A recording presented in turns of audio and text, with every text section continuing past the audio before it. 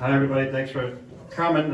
Mark Gillis is my name, so I've been in the parish since the Sacred Heart days, early mid-19. Yeah, we get some Sacred Heart folks here. So now my wife and I have 3 kids off in the parish, and I teach. I'm the principal of Holy Family Academy in Manchester, grades 7 through 12. Yeah. So and I mentioned that because it's good to have. I haven't had a group just adults in a while, so it's good. We had 7th grade through 12th grade. So 7th and 8th graders are still pretty young. You know, they can be on the innocent side in a great way. So I remember one time, one of the things we do is we teach the kids some basic dance lessons, you know, like basic waltz and basic, rumba and salsa. And it's great. We have a lot of kids from the Dominican Republic. It's really great to see the white kids trying to do the salsa next to the Dominican kids. So, but one time, one of the 7th grade girls, she came into my office. I was like, hey, what's going on? So we just had dance lessons, and they paired me up with this boy I have a crush on, and my hands are all sweaty, and I was all worried that he'd know my hands are sweaty. Mr. Gillis, I had a heart attack on the dance floor. So that's a great name for a disco song, isn't it? A heart attack on the dance floor. Someone has to have that. So anyway, we're doing the common good, and that's part of Catholic social teaching. And it's really great that we have this because it's a great treasure that we don't hear a ton about. There is a separate catechism just for Catholic social teaching. So we'll talk a little bit about that. All right, what the heck are Catholic social teachings? So short answer, that the Church's wisdom of building a just society, a society built on justice, and we'll talk about what that means.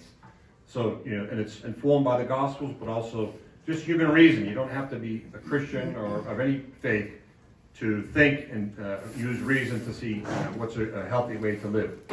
So one of the fundamental points is that we're made in God's image and likeness. So that means we're social by nature. Social not just meaning we like parties and we like to get together. Fundamentally, we're meant to live in groups. We're conceived, we live inside another human being for 9 months, and it's natural to be together. Aristotle, the Greeks would talk about it's natural. You have a man and a woman, they have a child, and that's natural. But even still, they don't have everything you need to be self-sufficient. You need other couples in a village before you can have food and safety and shelter. So it's kind of natural to be in a group, call it that way. So here we have the creation of Adam and Eve. So this is a fundamental truth that we're meant. We only exist as part of a group. So you can think maybe of the body. The finger. They only exist as part of a body. If you find a finger on the ground, something bad has happened.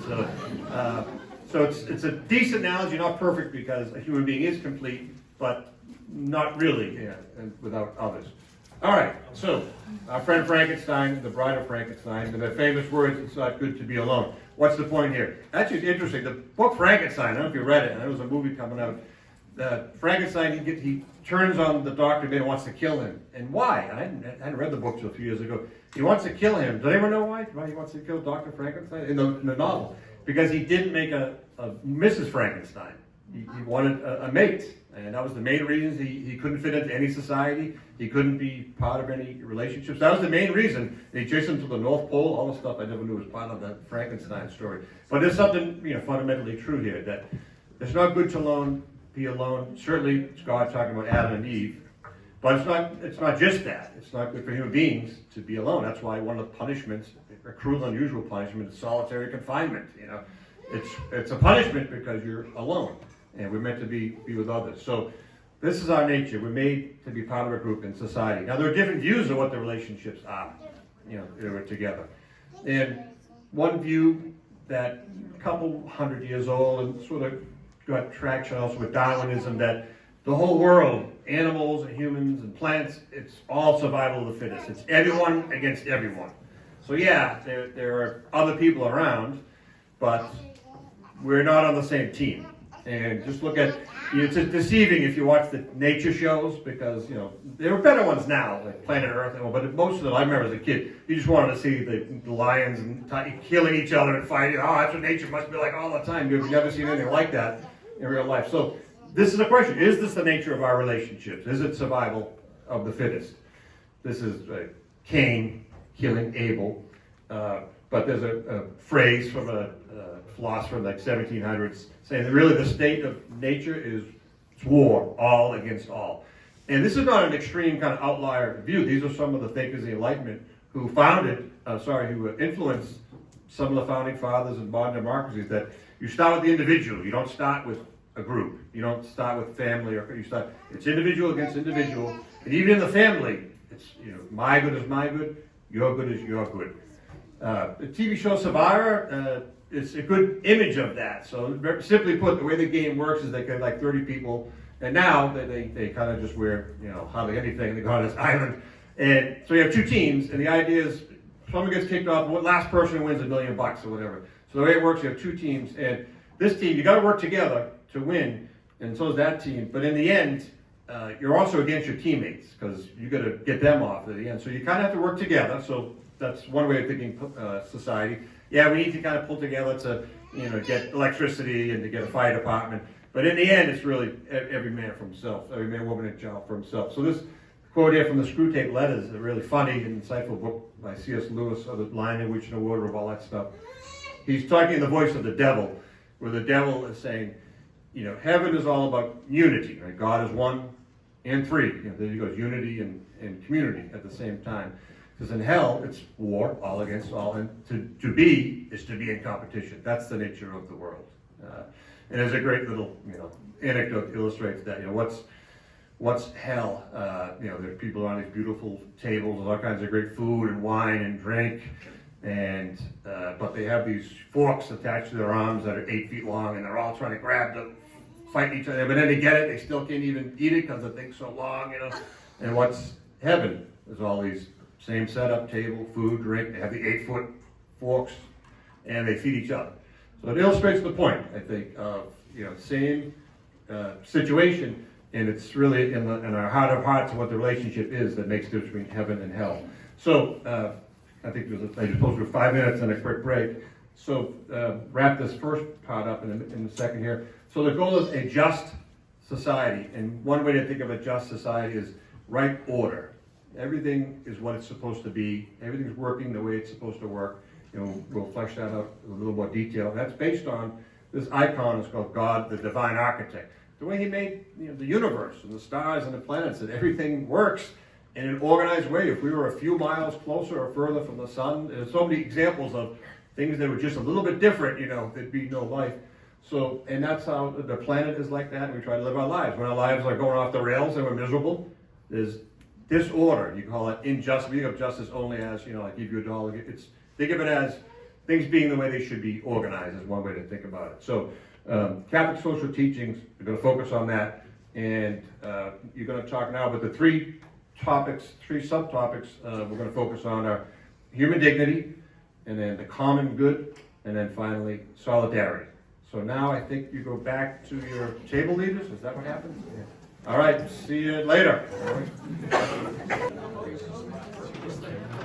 Okay, we're going to move into the main part of the teaching here. So Catholic social teachings is Rome in springtime. St. Peter's is going to be nice, huh? I think it's a little warmer around here. So the overview, the three topics, there are many subtopics of Catholic social teachings, but three ones we'll focus on tonight are the dignity of each person, this idea of the common good, and the principle of solidarity. So number one, the dignity of the human person. So every person from the moment of conception, and even if you're conceived with cancer and leprosy and bubonic plague and every possible illness there is, that person is worth more than everything else in the world. So there's God, and then everything he creates as a creature. So outside of the human person, nothing else is valuable. So that person, this child, and from the moment of conception to death, is worth more than all the stars and galaxies and oil and gold in the world. And this is inviolable dignity. And this is a Christian teaching. In the ancient world and many non-Christian cultures, lots of reasons where people were put to death, children were put to death, and all kinds of systems where it was okay for certain people to be treated badly. So again, this goes back to we're created in the image and likeness of God. So it's the icon of creation of all the creatures, Genesis chapter 1. And everything has dignity as a creature. Animals have dignity. Animals have rights. True. God created animals. You can't just go around with a gun shooting someone's cows for fun or leisure. So separate topic there. But got It's an interesting point you almost never hear, that Adam and Eve did not eat meats. Anyone know when God said, okay, now you can fire up the barbecue? Anyone know when that is? Leviticus, July 4th. After the flood. So that's now, just as I gave you all the fruits, now you can check it out. Now I give you all the animals as well. So the point here being, this is the pinnacle of creation, is the person. And while every creature has its dignity, they're not made in the image and likeness of God. What does that mean, they're not made in the image and likeness of God? Well, for one thing, God is love. So we're made to love and to be loved. Now, your dog can love you, I know, and your cat can love you, and you can love your guppy and all that. It's just different. You can't, like Adam found out, he loved the wildebeest and the baboons, but you couldn't really have a good conversation with them, and couldn't date them and marry them. So then God makes Eve. So there is an animal, whatever you want to call it, kind of love. Sure, it's great. But human beings are person to person, to love and to be loved. This is the core of our vocation. John Paul said this is the fundamental human vocation. So you have different vocations, and some doctor, lawyer, or whatever, butcher, baker, belly dancer, candlestick maker. But then the fundamental vocation is vocations of the priesthood. Marriage is a vocation. Single life could be a vocation. But the deeper vocation, no matter what you're doing, you love and be loved, whether it's pumping gas or brain surgery or the Pope. That fundamentally every human being needs this. And if we're miserable, there could be a lot of reasons, but deep down, this is the deepest reason of misery, whether it's I don't have a friend in kindergarten, or I'm lonely in a nursing home, or whatever age we are. This is the deepest suffering, to not feel loved, or to think you're not lovable. Pope Benedict said, of all the things we're afraid of, the thing we're most afraid of is that I'm not lovable. That's the worst thing that could possibly be. And one way to take a next step, John Paul really emphasized, human beings are never meant to be used as a means to an end. So we use this clicker. If it breaks, we throw it out. It is replaceable, and you get another one. You don't do that with human beings. Human beings are irreplaceable. Even the thing about fingerprints is miraculous, isn't it? How many billions of people? How can you do that? There's only so much you can do in a little space that no two people have the same fingerprints. It's amazing. So should be the only proper response to any person, and this goes so much deeper than what we think about each other in terms of like politics or geography or race, whatever it is. The deepest thing is this, and we often see each other as those category things, and sometimes that maybe gives me a right to hate you because of some foolish thing. So this fundamental dignity, God creates, it's cheap, I know, you get the baby pictures up there, all right, fine. But there's the point, I'm not just doing it to manipulate your emotions. So in the book of Genesis, God creates this, something, and he looks at it, that's contemplation. Just gazes upon it. So you gaze upon a child, that's contemplation. And he says, it's good that you exist. That's what it leads to the one definition of love. When I say, I love you, I love cheeseburgers, I love puppy meat, it's good that they exist. It's good that the world is better because you exist. And there cannot be an if. It's good that I exist if I get taller, I work out more. It's good that I exist if I get a girlfriend, if I get a boyfriend. It's good that I exist if I get rich, if I get this. Once there's an if, you're going to be miserable. We're going to be miserable.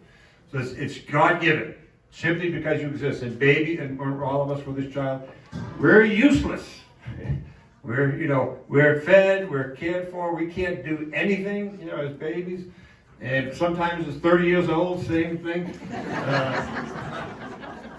But look how mothers and parents get it, just that you exist. You don't have to be able to spell or stay. You can't do anything. And then the littlest thing gets celebrated. I mean, the kid, he could stand, look, he stood, he rolled over.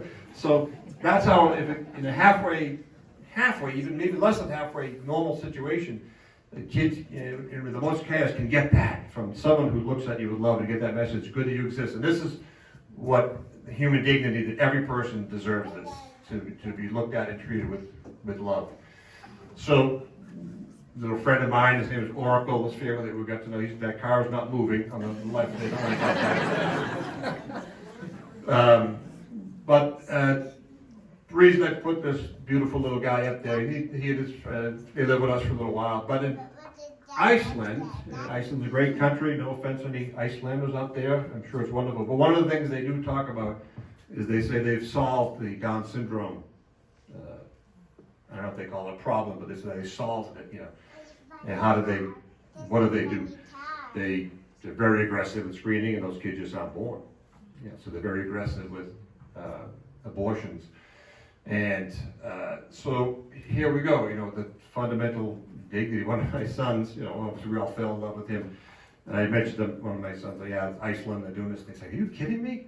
Like, kids with Down syndrome, this is not a disability. These kids are the most powerful, I don't know if any of you experienced, the most powerful kids to open hearts and to put people at ease. And how much power does it take to make a miserable, angry person all of a sudden ease up and warm up with any child? But my experience is the most special superpower that people with Down syndrome have.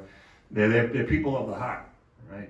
And relationships, So anyway, I was telling the other dude, I was like, I love kids with Down syndrome. People with Down syndrome are awesome. I wish I had Down syndrome. So it's a beautiful sentiment. So people are worth more than things. And you kind of know that in theory, but sometimes we look at how am I organizing my life, and what's the priority I have here, what's going on at home. I mean, it's a simple battle we all have, My phone is taken away from my ability to pay attention to my wife and my kiddos at home now. That's putting a thing in front of people. So that's a fundamental, this thing about right order, things being in the right place. People have a higher place than things. So if we're organizing our life around making a lot of stuff, but it's making us miserable, we've got things out of place. And it's why Mother Teresa said, America's the poorest country in the world. She would say, why? We're the richest country in the world. So the loneliest and the most hungry for love. And so, and I think we kind of have lived long enough to know they can have all kinds of great toys, but they just don't fill the heart, so. Okay, yeah, so this is the point of, from the moment of conception, look out at the stars and all the oil in the world and all the gold. Fine, God gave the world to all of us, and we cultivate it for the good. But it is true that the smallest child is worth more than all this put together, only because you exist. You don't have to be a good athlete. You don't have to be smart.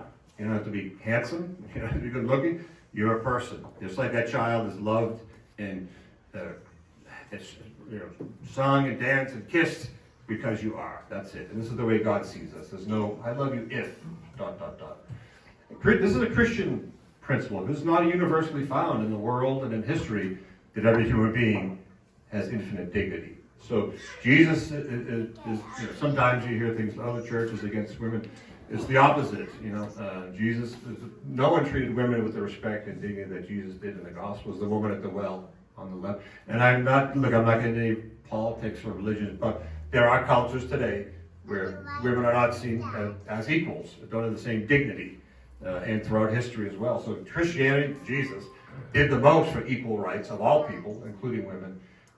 And this is part of our Christian heritage, help us to realize what a person is and how much value each person has. Even, our kind of philosophy, you do you. I have nothing against tattoos. That's actually me from a few years ago. No, but even there's a great book. This guy, Dominion, Tom Holland. He says, all the stuff that today that we think is we finally got rid of religion, and now you do you, be what you want, do what you want to do. Your individual, your freedom is most important. That comes from that's a corruption of Christianity. But it's Christian teaching of the dignity of each individual person. Yeah, you are of infinite value.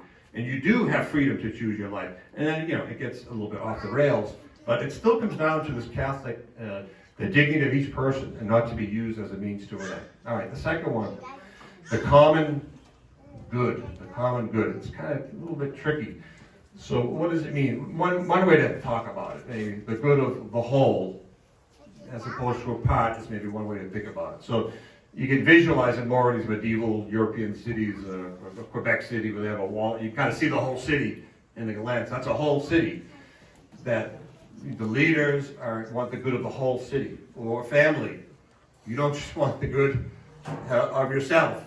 Or the parents, we want our good. Who cares about these kids? Sometimes you want to get them to bed and all that kind of stuff. I get that.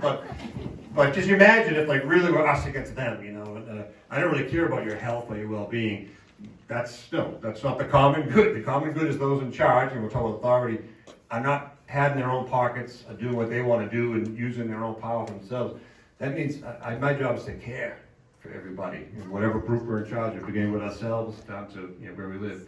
Or the body, the good of the whole body. You don't just want the health of the foot. You want the health of the foot, of course, but the whole body. So the point is what you want. They're not against each other. The parts of the body are not against, and that's what different sicknesses are. They don't, cancer don't connect well with any other cell. Don't connect at all with other cells. However, the medicinal part works is something about not cooperating with the rest of the body. And so the point where, if you have frostbite, you'd have to remove a finger for the good of the whole. That's more important. Again, we'll talk about it. It doesn't literally translate to what we're talking about. We'll get there.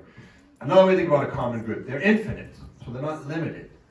So I don't know, there's Boston Public Gardens. Think about some things like air, water, safety, peace, health. The more we have of these, everybody wins. It's good for a city. It's good for a town to have this. St. Thomas Aquinas in the 1200s, he was talking about when you found a city, like kings, you should go found a city. That's what God did. And what do you need? Water. You need to be near good water. You need to be good air.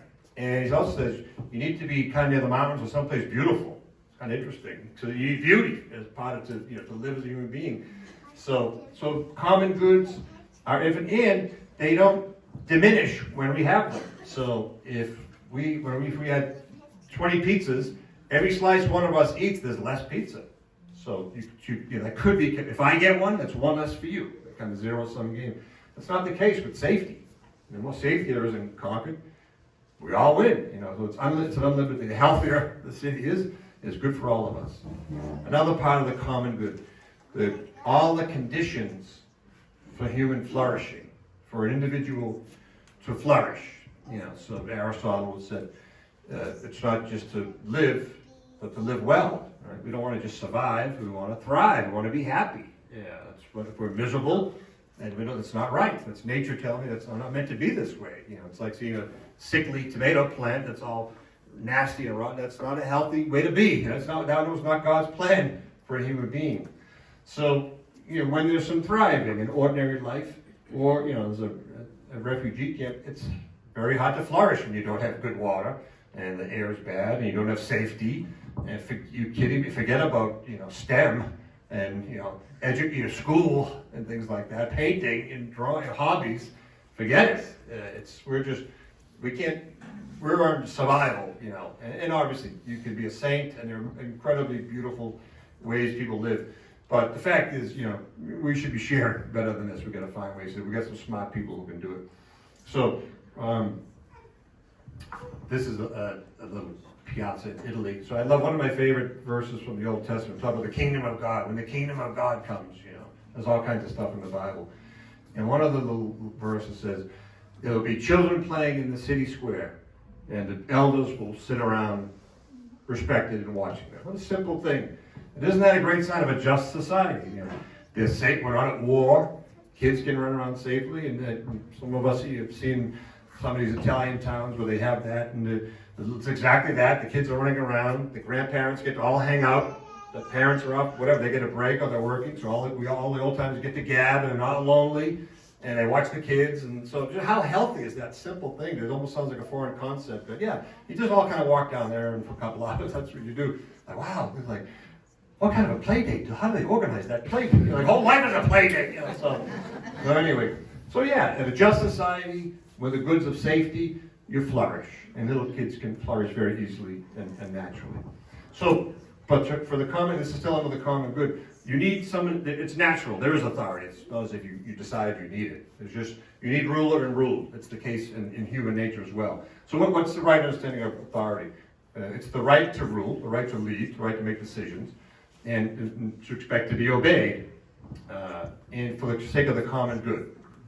So if you're a manager at Five Guys, whatever, or you're captain of a ship, you can have authority because it's your job, like Five Guys, or because of some excellence you have or some virtue. So if we all went on some ship and the storm came and there's trouble, I don't know anything about sailing. I have zero authority to tell us what to do. If anyone out here knows how to sail a ship, you have authority. You have a right to be obeyed because you know what you're doing. So it wasn't you were born into it or you had a job, because you actually have an excellence that you deserve to be you should be leading. We should be following you. You know what you're doing. Like a shepherd, he should be looking out for the good of the sheep. That's where bishops we get the crozier, right? For bishops is to lead, to feed, to keep safe.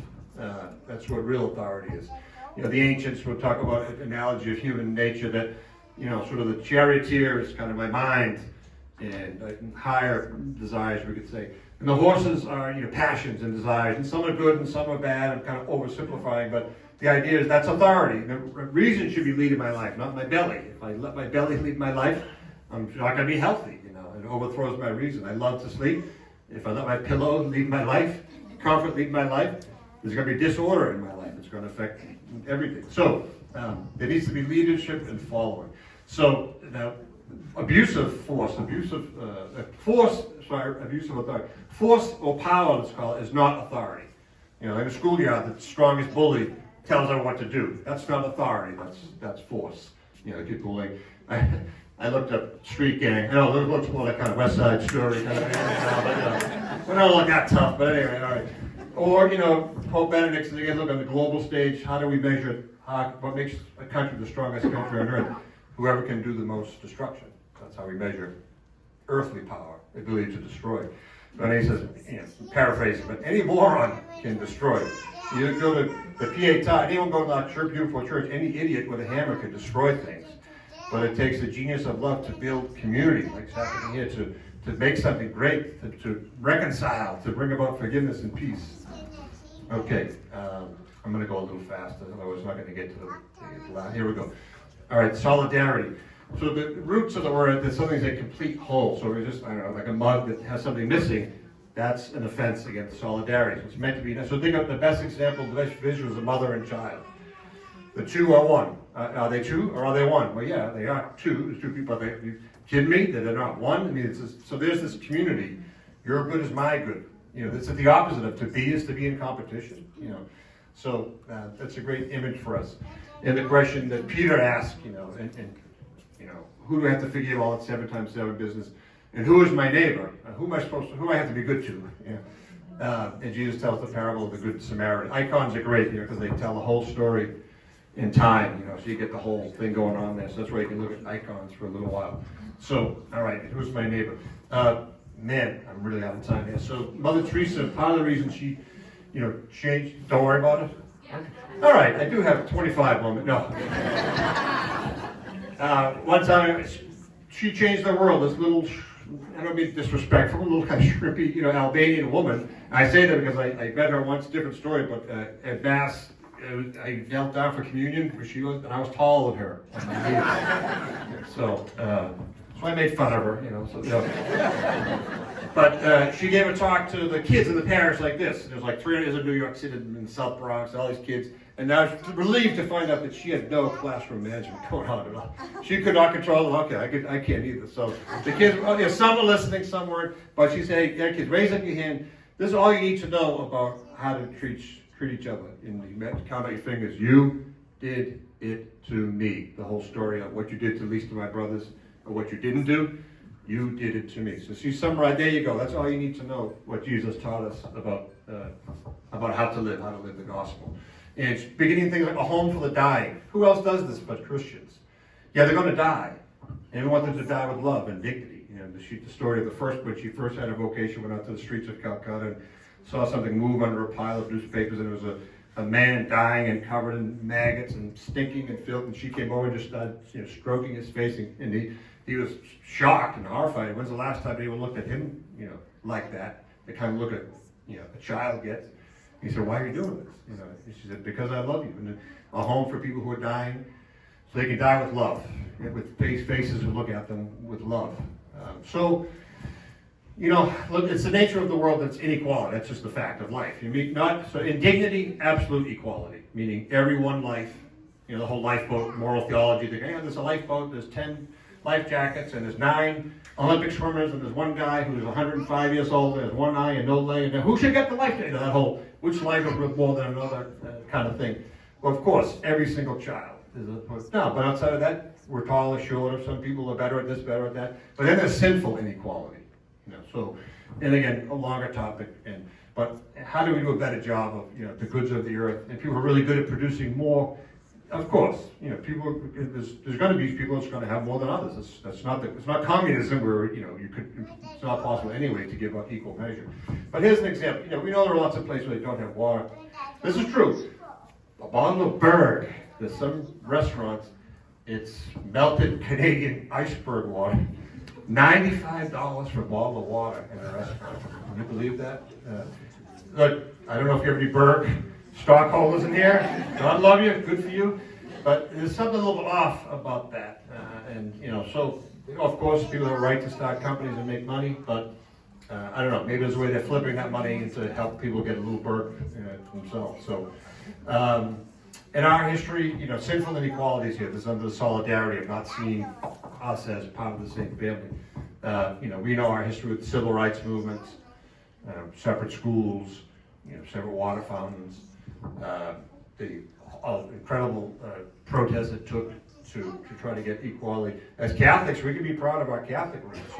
You often hear a lot about embarrassing bad things that have happened that Catholics have done. Sure, some of it's true, a lot of it's true. But one of the great stuff, who feeds more people in the whole world every single day? Who educates more people? Who's the biggest non-government organization in the world? It's the Catholic Church. So anyway, the Catholics were great with in the civil rights movement. Catholic priests stood up. So we're very proud of what Catholics did in that movement. A couple weeks ago, I went to Charleston, South Carolina. They still have a slave plantation. So you enter this great. We've seen this kind of wedding, driveway, a couple hundred yards, all these trees. It's gorgeous. You get up front, beautiful house. Then you go inside the house, and they got this beautiful room, and you walk around, you look out that window. So you're standing in the room, and I remember looking at the bookcase, and the books were, I remember seeing the Beatitudes of Jesus was one of the books. And you look out the window, and you see the slave quarters right there.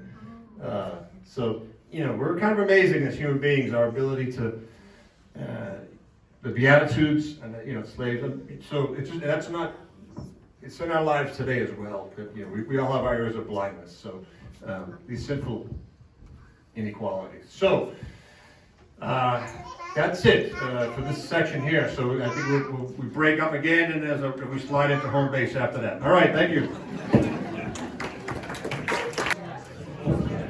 Okay, last 5 minutes here. Rounding third, coming into home. So some of you may have got to this question, and we hadn't talked about it yet. So, topic of, hey, these Catholic social teachings, they're spilling into things like, just wages for worker and the environment. Just got an email about there's a hearing in a few weeks at the State House about assisted suicide, and wanted Bishop trying to get some young people there. Somebody say, hey, the bigger topic deserves its own night, but like Jesus said. It's one of my favorite miracles when the guy asked Peter, hey, does your master pay the temple tax? Yeah, he pays the temple tax. And he goes to Jesus, do we pay the temple tax? Peter, go catch a fish, open the fish, there'll be 2 coins, one for you and me. It's a great little kind of fun miracle, it's kind of serendipity. So then Jesus says, whose image is on that whole thing? Caesar. Give to Caesar what Caesar, give to God what's God. So there is a distinction between the temporal world and the church world. Church doesn't tell what kind of government to have, so there is a rightful distinction. But our sort of misunderstanding of the line from Thomas Jefferson about the separation of church and state is if one person who has faith leaves that at the door. I'm going to be careful going down too far that line. So there is a distinction, but that doesn't mean that there's not a relationship and there's not a connection. Obviously, it'd be wrong for that person of any faith to go in to the State House and demand that you all accept what my faith tells me to accept. I mean, if you have any faith, you can see this doesn't work that way. That's why we're talking about reason is what's guiding it. So Catholics believe faith and reason. Pope John Paul gives the image of 2 wings. Faith and reason are like 2 wings that we rise to the contemplation of the truth. So and they're different wings. They are different things. And they have their ways they operate. If you just have one wing, you can't fly. So if someone's into, all I got is my faith, and if it's on the Bible, there's nothing else but that, and that's all there is to it, well, you got one wing. Or if you just, there's only the laboratory. My science killed my faith. I'm not a man of faith, I'm a man of science. Okay, well, that's also inaccurate. So by using faith and reason, we can know what's called natural law. Simply put, so something by reason alone, all around the world, all ages, C.S. Lewis put together examples of where cultures completely unrelated in all continents, and if it came to the same things about not killing and not stealing, there's some different variations, but they basically come to do good, avoid evil. So, by reason we can know, do good and avoid evil. People might disagree on what's good or evil. People might think it's good to put that devil statue, whatever it was, but they still do it because they think it's good. So you can't get away from do good, avoid evil. And then you kind of try to debate and decide, okay, what is the good thing to do here? Some things like, hey, the world makes sense. Something can't be true and false at the same time. The world would make sense otherwise. 1 and 1 can't be 2 and 3. It just, the world, we can know things, the world is real. Leo Tolstoy wrote War and Peace. He said he was living a bad life, and he was ignoring any kind of natural law, and he said, I kind of knew, I got to the point, I knew if 1 and 1 equals 2, then I'm a bad person. Meaning, if there really are some objective rules and laws, and the world really is a real thing, then what I'm doing, the way I'm living is bad, and it's not just a matter of opinion. He knew I'm doing bad stuff. So if the world is laid out according to a certain order by God, I'm living against it. So 1 plus 1 equals 2, I'm living a bad life because I'm going against things that are objectively true. And another way to think about natural law, everything has a nature, plant, animal, human, and everything flourishes and thrives only in accordance with its nature. So plants need certain things. They need sun and air. You can't decide, I want to use gasoline for the tomato. It's not going to flourish. It has a nature, and human beings as well. So we need things physically to survive, not a matter of discussion, and to thrive, to be happy. Now, there are different cultures, different ways of doing it, but these church teachings about a just society allow us to flourish. One other point, Catholic social teachings, they don't fit into any political box.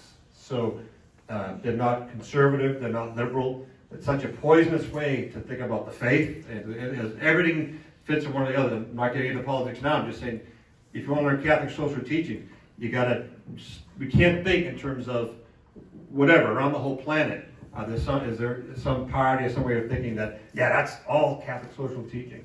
So, for example, soup kitchens, some around the world would say, all the stuff about the poor, that's, let's call that a communist liberal thing. All these pro-life issues, that's a conservative way of thinking.